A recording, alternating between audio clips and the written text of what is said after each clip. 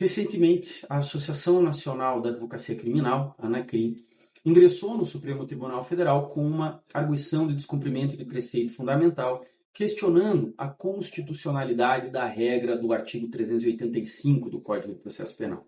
Este dispositivo possibilita que o juiz condene o acusado nas ações penais de iniciativa pública, mesmo nas hipóteses em que o Ministério Público postula a sua absolvição em sede de alegações finais.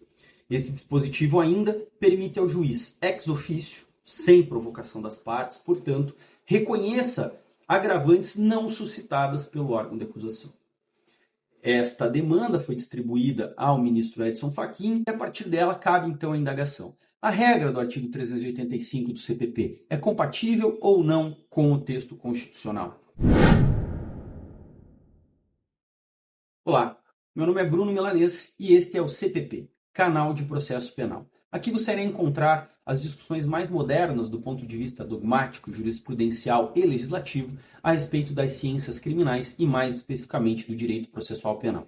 Se estes são temas do seu interesse, inscreva-se no nosso canal e compartilhe o conhecimento que aqui produzimos. No vídeo de hoje, iremos então discutir se a regra do artigo 385 do CPP é compatível ou incompatível com o texto constitucional.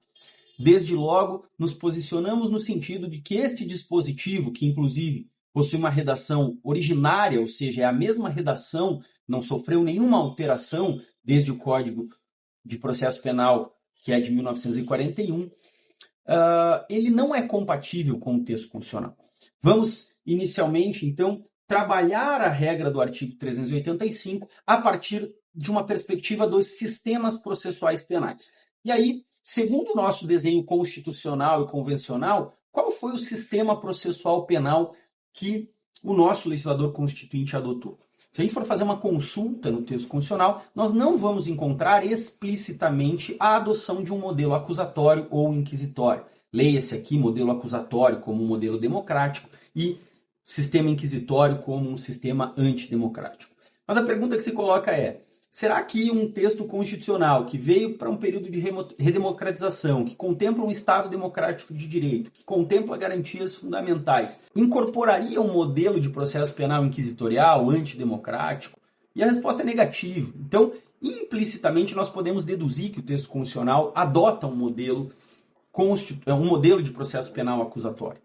Isso pode derivar, por exemplo, das garantias processuais incorporadas explicitamente no texto constitucional. Só em um modelo de processo democrático é que temos, ou podemos ter, contraditório, ampla defesa, publicidade dos atos processuais, obrigatoriedade de fundamentação das decisões, vedação de provas ilícitas e, mais genericamente, um critério, uma garantia de devido processo legal. Todas essas garantias estão previstas explicitamente no texto constitucional e desenham, portanto, a indicação de um modelo de processo penal democrático.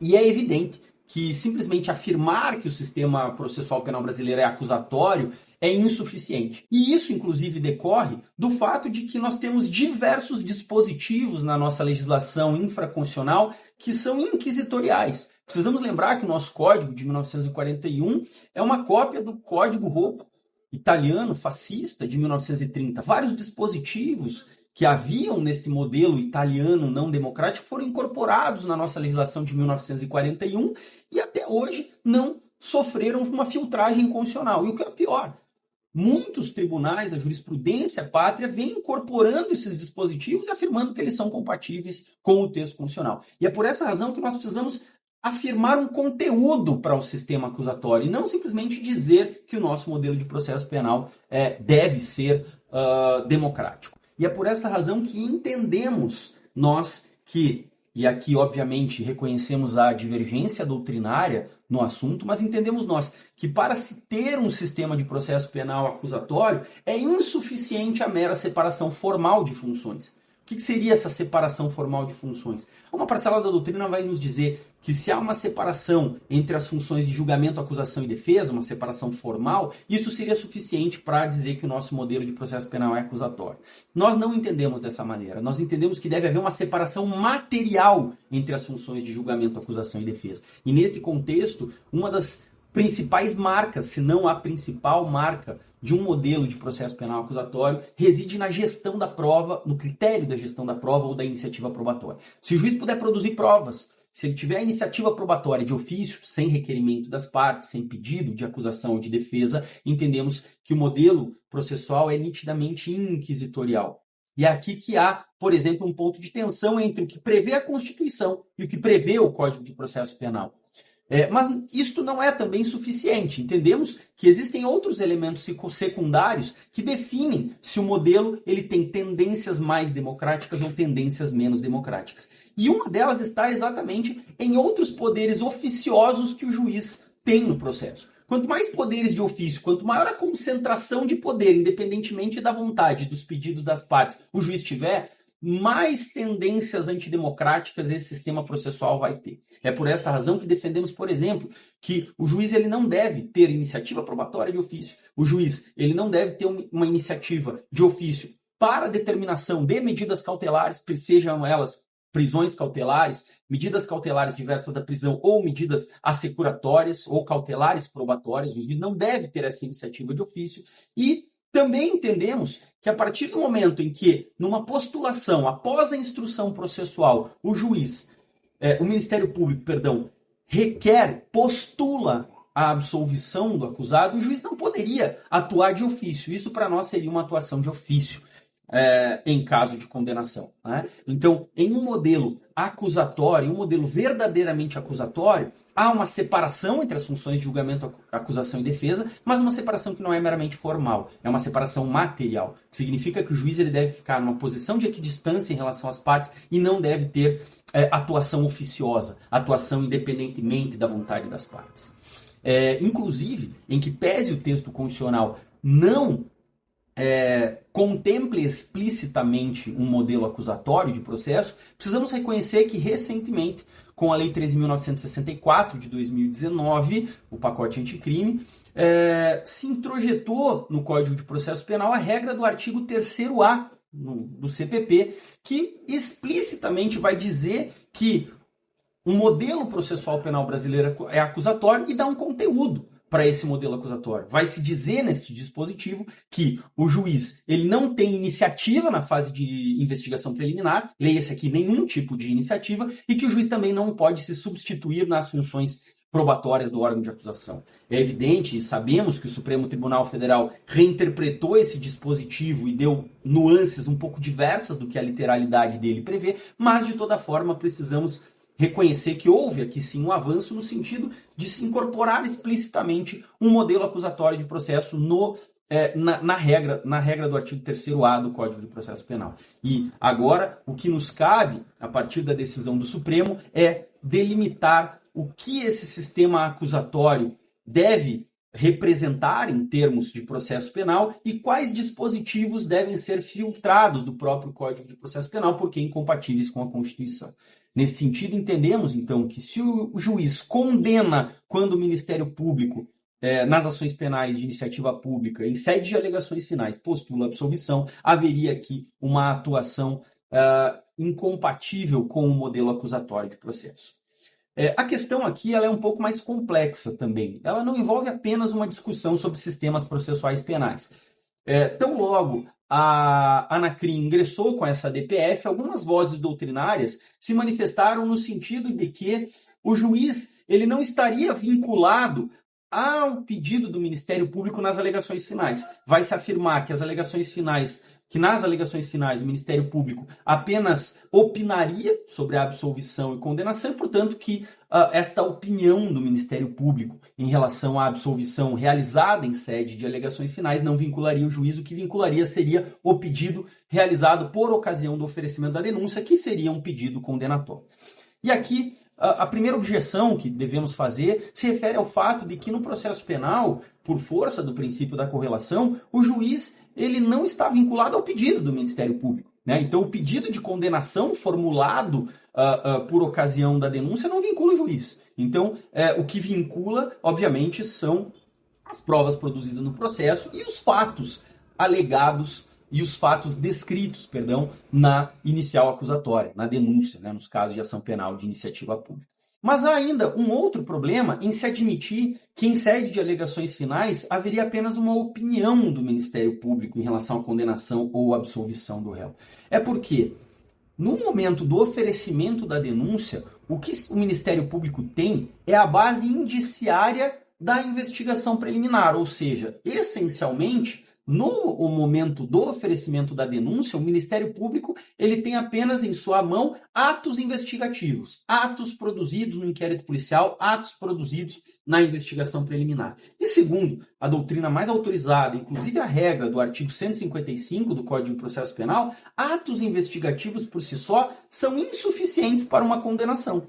O objetivo da produção dos atos investigativos durante o inquérito policial, durante a investigação preliminar, é apenas e tão somente possibilitar ao órgão de acusação que angarie elementos para o oferecimento de uma denúncia e não para que o juiz condene o acusado. Então, de uma certa maneira, o objetivo da investigação preliminar e dos elementos ali produzidos é preencher as condições para o exercício da ação. E aí veja que neste ponto, inclusive a legislação, ela tem uma certa lógica, porque o juiz, quando vai apreciar uma denúncia formulada pelo Ministério Público, o primeiro ato jurisdicional realizado ali é o juízo de admissibilidade da acusação. Não é um juízo condenatório, né? É um juízo de admissibilidade. Que juízo de admissibilidade é esse? Se o juiz entender que estão presentes as condições da ação, a denúncia é recebida e há um trânsito processual, ou seja, a partir do momento em que o juiz recebe a denúncia, vai se determinar a citação do réu e há uma relação processual triangular formada a partir da citação. Por outro lado, o juiz pode rejeitar a denúncia se entender que as condições da ação não foram preenchidas. Em momento algum, o juiz vai, com base na denúncia exclusivamente nos atos investigativos, produzir um provimento condenatório. E desta maneira, então, em um modelo acusatório, em um modelo verdadeiramente acusatório, parece-me, inclusive, que há necessidade de uma modificação do pedido que o Ministério Público faz na denúncia. Porque, a rigor, o primeiro provimento que o Ministério Público postula com o oferecimento de uma denúncia é que ela seja recebida para que o caso seja processado. E a partir do momento em que este caso é processado, provas vão ser produzidas no processo, sob o crivo do contraditório, ou seja, a acusação vai requerer as provas que pretende seja produzida, a defesa vai requerer as provas que pretende sejam produzidas, e essas provas vão ser realizadas numa audiência de instrução, e a partir deste elemento probatório é que vai se haver a possibilidade de se chegar a uma sentença de mérito, seja ela condenatória ou absolutória. Então, quer nos parecer que o pedido da inicial, ainda que seja praxe o Ministério Público, no momento do oferecimento da denúncia, pedir a condenação, não é esse pedido que vincula, né? Não é esse pedido que vincularia o juiz, até porque seria absolutamente impossível fazer um pedido condenatório exclusivamente com base em atos de investigação. O pedido da denúncia, se formos pensar dentro de uma técnica processual, seria um pedido única e exclusivamente de admissibilidade da acusação para processamento do caso penal.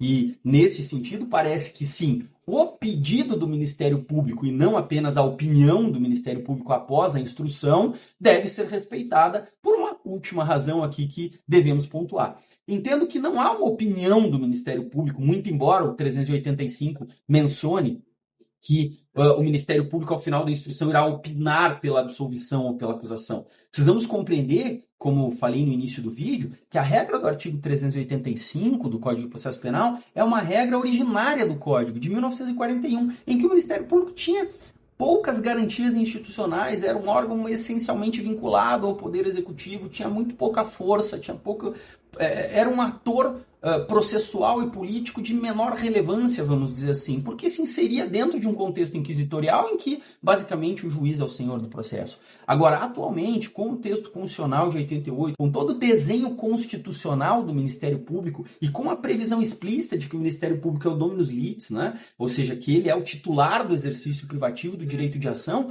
parece-me que houve um robustecimento da função do Ministério Público em detrimento de alguns poderes que foram limitados para o juiz. E é por esta razão que não devemos interpretar o artigo 385 na sua literalidade, ao se prever que o Ministério Público apenas opinará. né? Não se trata aqui de uma opinião. O Ministério Público ele não pode ser um palpiteiro dentro do processo, com todo respeito aqui, né? E falando de uma forma até um pouco mais informal, né? O Ministério Público não é palpiteiro. O Ministério Público é o titular da ação penal, ele é o responsável por definir o conteúdo do caso penal quando oferece a denúncia e, portanto, a partir do momento que o Ministério Público, ao final da instrução, realizando uma nova opinião de elite, uma análise sobre todo o caso concreto, entende que a hipótese de absolvição, o juiz está sim vinculado a esse pedido de absolvição do titular do direito ao exercício de ação, né? Não podemos imaginar aqui que em um modelo acusatório o juiz possa simplesmente ignorar todas as vontades das partes, tudo o que há em relação ao que foi produzido e simplesmente discordar do Ministério Público. Inclusive, do ponto de vista técnico, entendemos que, como alguns autores vão mencionar, não haveria mais pretensão acusatória a ser deduzida se o Ministério Público requer ao final do processo a absolvição.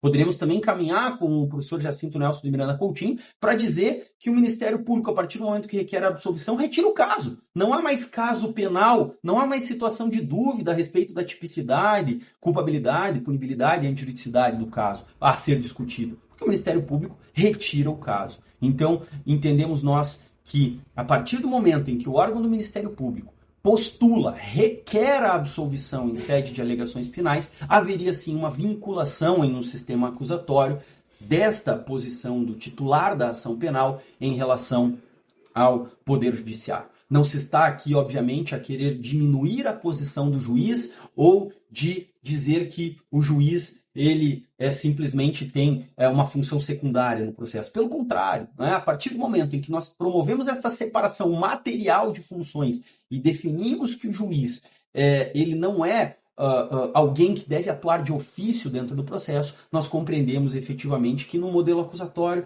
é assim mesmo que funciona. O juiz ele está vinculado à concepção do titular da ação. E, por fim, ainda podemos defender uma posição, vamos dizer assim, intermediária, como o professor Gustavo Badaró, no sentido de que se o juiz requer a absolvição e o juiz entende que a hipótese não é propriamente de absolvição, ele poderia encerrar o processo sem um julgamento de mérito.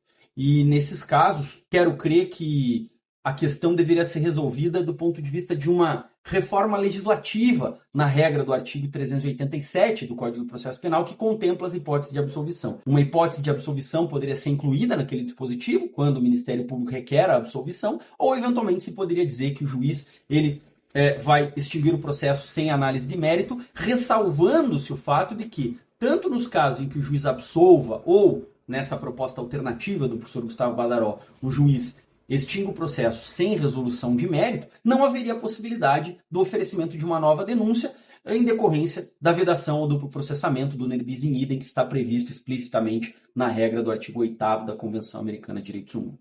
Então, para resumir a nossa posição, entendemos que seja em decorrência de um modelo acusatório de processo, seja em decorrência da estrutura constitucional do nosso ordenamento processual em relação à posição do Ministério Público e também por uma leitura constitucionalizada e modernizada da regra do artigo 385 do Código de Processo Penal, não haveria a possibilidade de juiz condenar o réu quando o Ministério Público postula absolvição. E nesse sentido, esperamos sim que o STF reconheça a não recepção da regra do artigo 385 do Código de Processo Penal, porque é incompatível com o texto constitucional.